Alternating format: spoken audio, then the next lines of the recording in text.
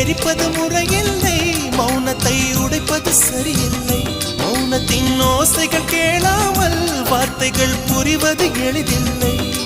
கண்ணில் ஆசை துடிக்குதே அன்பே அன்பே, நெஞ்சு பிடிக்குது மல்லை வெளியில் சொல்லவில்லை. வெட்கப்படாத பூக்களை வண்டுகள் தொடாதடி, முத்தம் தராமல் வெட்கம் சாயம் போகாதடி.